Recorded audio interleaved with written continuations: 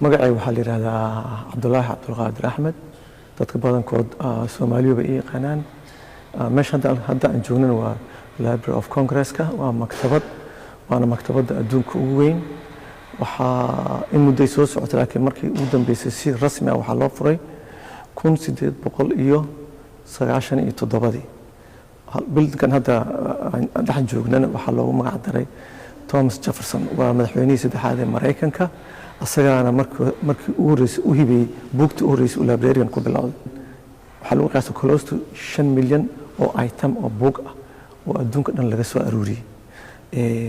marka dadka qaarkood waxay isweydiiyaan waxaan oo buug ah iyo joornaal iyo magazines iyo joornaal iyo jaraa'id iyo xagee ka imaadeen, see loo soo aruuriyaa?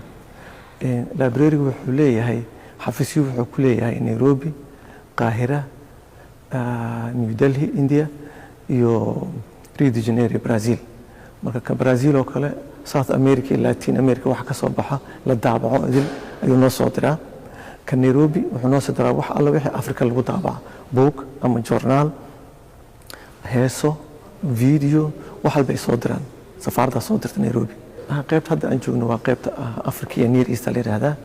waxa laga soo aruuriyay Africa iyo Near East yaala. Soomaaliya example u soo qaato, tusaalahan Soomaaliya dowladda centraalka, dowladda dhexe inay burburto waa la soconaa.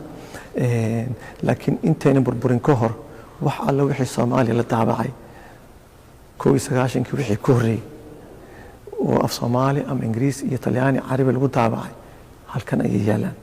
waxyaabaha ugu badan ee Soomaaliya laga qoray adduunyada dhan ama af kasta lagu qoray meeshan ay ugu badan wax inta ugu badan halkan ay taala Library of Congress. maktabadda Library of Congress-ka ayay yaalaan collection-ka ugu badan ee Soomaaliya laga qoray intii burburka ka horeysay. intii ka dambeysana sidaas oo kale Nairobi office bana laga soo diraa, still waana loo keenaa. maxaa ka mid ah waxyaabaha yaallo kale oo hadda la heli karin? jaraa'idka ka mid ah xidigta October 73 bilaabatay, January 17 1991 ayay dhamaatay. intii ayadoo dhan halkan ay taallaa, adduunka meel kale kama helisid. waxaa ka horreeyay Somali News la yiraahdo oo halkan hadda adin ku tusayay. Somali News journal Soomaali ka soo baxo ahaa. wuxuu socday 1961 ilaa 70. waxaa jirta wixii ka horreeyay 100 sano ka hor ka soo qaad inta Soomaali waxa dhan la qaadan ka soo qaadba. waa jireen dadkan reer galbeedka jaraa'idkooda Soomaali waxa lagu qori jiray, even Mareykanka jaraa'idkiisa. halkan library waxaa yaala qayb la yiraahdo Historical American Newspapers. marka haddaad dib u noqotid, waxaan article baan aqriyay hadda ka hor 1910. article-kaas journal I think in New York Times ka ahaa. waa 1910 Soomaaliya dagaaladii daraawiishka ka sheekeynayaan oo Ingiriiska uu ka cabanay in daraawiishta ay ku xog badan tahay. ay leeyihiin 30,000 oo ciidan wata Sayid Maxamed Cabdul Xasan. Soomaaliya waa ku khasaarnay, dad baa nooga dhamaaday, waa dhul qax ah, aan ka qaxno, aan iska deyno, aan ka baxno. baarlamaanka Ingiriiska ka dooday journalkaas lagu soo qoray. marka qisooyin saas oo kale waa arkaysaa. laakiin dawaanaha halkan timaadid oo jaraa'idkaas 100 iyo 200 sano jiray dib ugu noqotid waad ka helaysaa marka wax Soomaali laga qoray. diinta Soomaalida marka ay wadanka soo gaartay wadaadada faafiyay dariiqooyinka saalixiyada ama qaadirida. hadda qaadirida buugan waxaa qoray Sheekh Aweys. wuxuuna ka qoray wuu gabayaa iyo Nabi Amaan iyo shuyuukhda asaga ka horreysay ayuu ammaanayaa. Sheekh Cabdiqaadir ayuu ammaanayaa. marka buugga title-kiisa baan tusayaa. Sheekh Aweys Maxamed Al-Qaadiriya Al-Baraawi ayaa qoray. waa sheekha Soomaaliya la ziyaartay, biyuule lagu soo ziyaartay. kitaabkan waxaa la daabacay 80 dhawaa, laakiin wadaadka wuxuu qoray 100 sano ka hor. marka ayadoo farq ku qoran, warqado ku qoran ayaa la isu geeyey, kitaabkan laga soo saaray. marka taariikh badan baa halkan taal. kaas Carabi ku qornaa, buug kale Carabi ku qoran oo xiiso leh ayaa halkan yaala oo la yiraahdo رسالات زعماء الصومال إلى الشيخ سلطان بن صقر القاسمي. والقاسمي وفاميلي هذا حكومة أبو دبي. waxaan la qoray 1870 buuggan waxaa qoray odayaashii soomaalida ee waqooyiga soomaaliya deganaa 1830yadii waagu ingiriiska yimid wadanka ayay ka cabanayeen ma ay doonayaan inay gaalo isticmaarsato oo isticmaar waxay diideen ingiriiska ilmaha gaalo ka wada dhigo marka warqaday u wada qoreen warqadihii ay qoreen way kuwan wadaadadii iyo khiyaartii joogtay ama qabiiladii waqooyiga soomaaliya joogtay iyo bari ayaa suldaankaas warqadahan u qoray ay leeyihiin ka codsanayaan inuu suldaanka xukumo soomaaliyada waqooyi si ay ingiriiska aga badbaadaan oo buuggan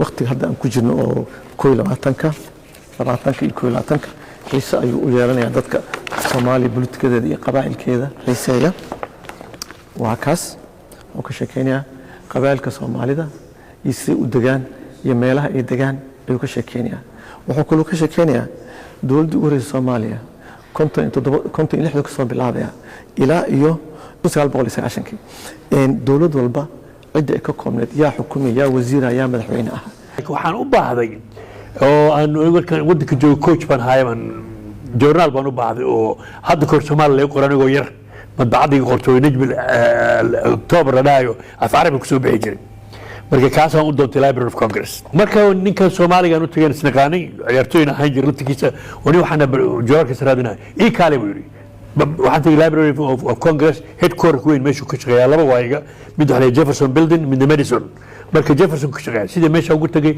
safiis ku baaran waqti dhag waa soo baxay joorka waa soo baxay on ku soo warana anigu afro kaal xiran oo leedo midkan gari waxa la kala garin soo xooyaa aan joorka ku farxay waxaan waxaan ku dhacay wuxuu Mareykanka wadanka si joogan joorka soo baxay soo aroriyaan oo soo diraan fisherskaas loo geliyaa marka bari ilaahay qofka madax noqdo they know wadanka ugu dhashay moor Mareykanka ka maqan anigi wadankii joorka soo wala daadiya joorka fisher loo sameeyo waa in la arkiib gareeyo waa in la kib gareeyo waxa laga yaabaa qofkan waxaan aad wareysateen in 10-20 years from today inuu wax noqdo waqti riwaayadatan waa tii la sameeyey 1972 ayay socon jirtay hase yeeshee 1980 ayaa loo qoray in dugsiyada sare laga dhigo fasalkeeda ugu dambeeya markaanu dib u qoridda la damacnay waxaa buuggii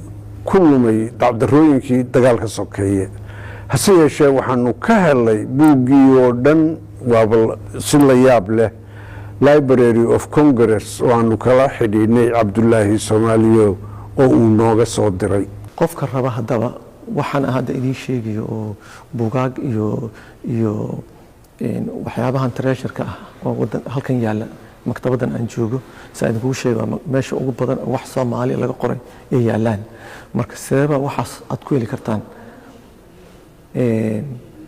dadka Mareykanka joogo oo fududahay waa in halkan imaadaan